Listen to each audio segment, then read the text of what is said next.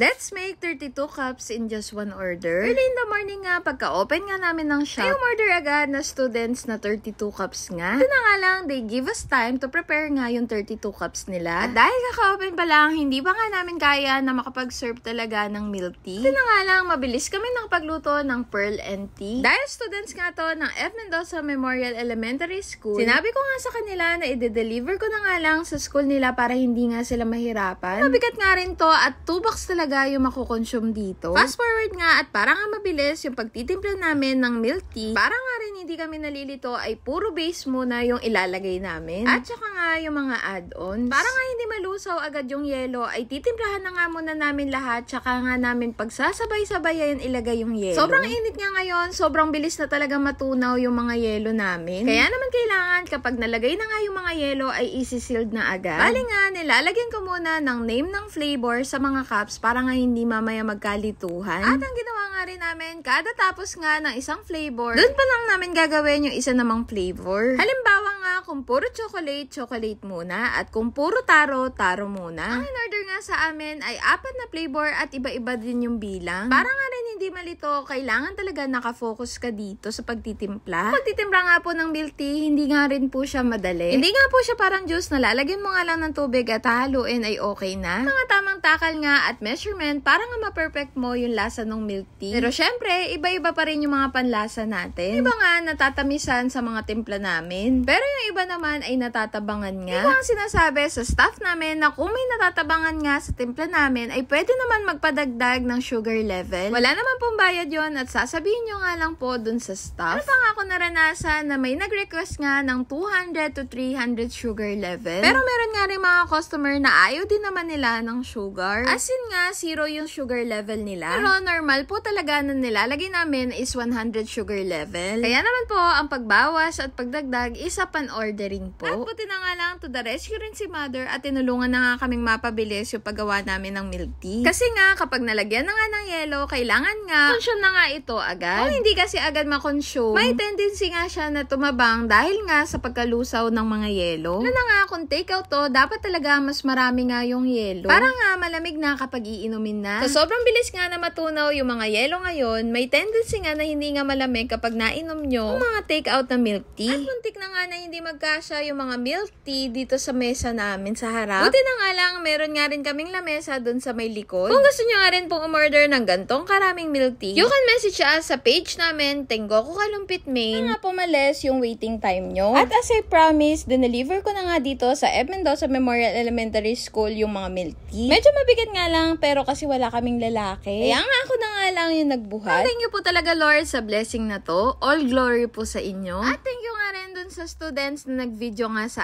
akin. Thank you, thank you. Yun lang, this is Jo Dungo. Salamat sa panonood and follow for more.